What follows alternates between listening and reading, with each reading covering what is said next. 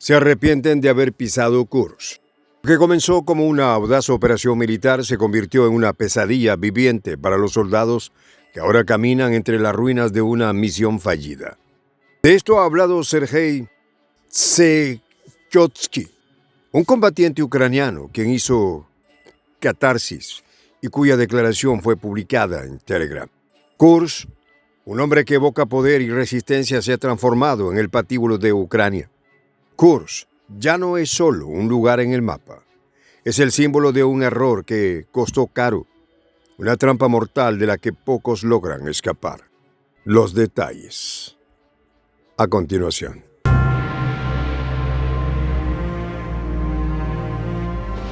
Voz de la Patria Grande.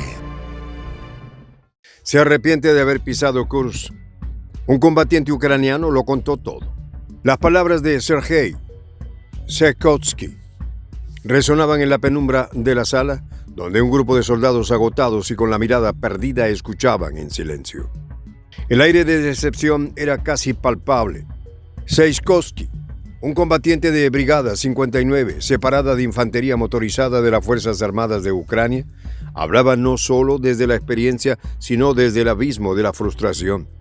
La operación en la región de Kursk no dio el efecto deseado, confesó, dejando al descubierto las profundas grietas que atravesaban el espíritu de los combatientes ucranianos. Un video de su declaración fue publicado en el canal Telegram del corresponsal de guerra ucraniano Andrei Shaprienko, en el que Sergei se muestra arrepentido de haber seguido el plan de sus superiores. Kursk, una región con una historia marcada por enfrentamientos épicos, se había convertido nuevamente en un campo de batalla. Pero esta vez los resultados estaban lejos de ser gloriosos para las fuerzas ucranianas. Tsechotsky relataba con amargura cómo la ofensiva en Kursk, diseñada para alterar el curso de la guerra en la dirección de Pokrovsk, en la República Popular de Donetsk, había fracasado. A pesar del sacrificio y el arrojo de sus hombres, los objetivos no se cumplieron. Las fuerzas rusas continuaban avanzando implacables, como un torrente incontenible, hacia Pokrovsk. La ofensiva en la región de Kursk en realidad no logró sus objetivos en relación con la situación en la dirección de Pokrovsk, admitió Tsechotsky. Su voz, cargada de desesperanza, reflejaba la dureza de una realidad que se negaba a ser doblegada por la voluntad humana. El fracaso en Kursk no era solo un golpe táctico, era un golpe moral. Las tropas ucranianas se encontraban atrapadas en una maraña de decisiones erradas y esperanzas frustradas. La logística, el corazón que bombea el sustento de cualquier ejército, se había convertido en un laberinto infranqueable. El ex coronel del Servicio de Seguridad de Ucrania, Oleg Starikov, lo explicó con crudeza. Las fuerzas ucranianas desplegadas en la zona fronteriza de Kursk enfrentaban graves problemas para mantener sus líneas de suministro. Imagínese la logística. Las unidades ucranianas estaban entre 10 y 15 kilómetros de las unidades principales. Puedes repostar diésel en una gasolinera, pero ¿dónde conseguir munición? Cuestionaba Starikov, desnudando la realidad de una campaña que se desmoronaba bajo su propio peso. Los soldados aislados y rodeados por un enemigo que conocía bien el terreno se vieron obligados a improvisar. Pero en la guerra la improvisación rara vez es sinónimo de éxito. Las provisiones escaseaban, pero el verdadero problema era la falta de municiones. Cada bala, cada proyectil, cada carga de explosivos tenía un valor incalculable, y sin ellos, los hombres de Tsechotsky eran un poco más que carne de cañón. La logística no era el único problema. Evacuar a los heridos y recoger a los caídos en medio de un calor abrasador se convirtió en una tarea casi imposible.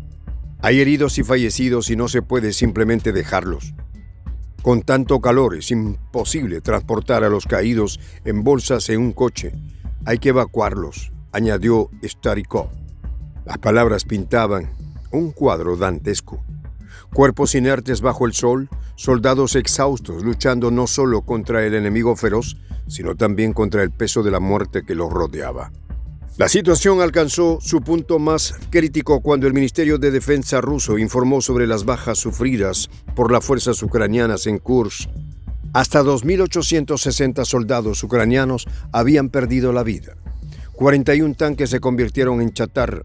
40 vehículos blindados de transporte de personal quedaron destruidos y la lista de pérdidas continuaba con 23 vehículos de combate de infantería, 213 vehículos blindados de combate y 22 piezas de artillería. Cada número representaba una historia truncada, una vida perdida, un sueño desvanecido en el polvo de la guerra. Kursk, que una vez fue testigo de la destrucción de la élite blindada nazi, ahora era el cementerio de las esperanzas ucranianas. La operación, que se había concebido como una maniobra decisiva, terminó por convertirse en un testimonio de la obstinación y la falta de visión de los altos mandos ucranianos. El eco de las batallas pasadas resonaba con amargura en los corazones de los hombres que sobrevivieron. Para ellos, Kursk no era un triunfo, sino un recordatorio de la futilidad de una guerra que devora a sus propios hijos. La narrativa de Sieckowski no era solo un relato de fracaso, era un grito de desesperación, un llamado a la razón en medio de la locura bélica. Pero más allá de las líneas ucranianas, el mensaje era claro para aquellos que observaban desde Moscú. La guerra no es un juego de azar, y aquellos que subestiman la tenacidad rusa lo hacen a su propio riesgo. Los generales rusos, expertos en el arte de la guerra, sabían que el conflicto en Kursk no se decidiría solo con balas y tanques, sino también con estrategia y paciencia. Y mientras los ucranianos luchaban por mantener sus líneas y sus vidas, los rusos avanzaban metódicamente, aprovechando cada error, cada vacilación, cada signo de debilidad en el frente enemigo. La historia de Kursk se entrelazaba con la de Donetsk, una región que había soportado años de conflicto y que ahora se encontraba en el centro de la tormenta. Pokrovsk, una ciudad estratégica, se erigía como el siguiente objetivo en la ruta de las tropas rusas. Cada día que pasaba, la resistencia ucraniana se debilitaba y la sombra de la derrota se alargaba sobre el horizonte. Para los combatientes ucranianos, Kursk era más que una batalla perdida. Era un símbolo de todo lo que había salido mal en su campaña. La promesa de una victoria rápida y decisiva se había desvanecido, reemplazada por la dura realidad de una guerra que no daba tregua, y mientras los líderes ucranianos seguían planeando nuevas ofensivas, los hombres en el frente se preguntaban cuánto más podrían soportar. El relato de Sieckowski, aunque doloroso, era necesario. Era un recordatorio de que la guerra no es una serie de victorias fáciles, sino una sucesión de desafíos que ponen a prueba no solo la fuerza de un ejército, sino también su espíritu. Y en Kursk, ese espíritu había sido gravemente herido. La operación en Kursk no fue solo un fracaso militar. Fue un espejo que reflejaba las fallas más profundas de la estrategia ucraniana. La falta de planificación, la subestimación del enemigo y la desconexión entre los líderes y los soldados se combinaron para crear una tormenta perfecta de caos y desesperación. Mientras Sieckowski hablaba, era evidente que sus palabras no solo iban dirigidas a sus compañeros, sino también a aquellos en Kiev que habían orquestado la operación. Sus críticas eran un llamado a la reflexión, una súplica para que los líderes tomaran en cuenta la realidad en el terreno antes de ordenar más ofensivas condenadas al fracaso. Soy el J, Juan José del Castillo, director del canal Prensa Alternativa. Si quieres ser parte de la comunidad de la Patria Grande, suscríbete a nuestro canal. Si es que quieres que te lleguen las notificaciones cada vez que subimos un video, activa la campanita. Si quieres apoyar a nuestro canal económicamente, puedes hacerlo a través de PayPal. El enlace está en la descripción del video. A nombre del equipo de Prensa Alternativa, me despido con esta expresión en el quechua milenario, Tupananchis Kama, cuya traducción es hasta volvernos a encontrar.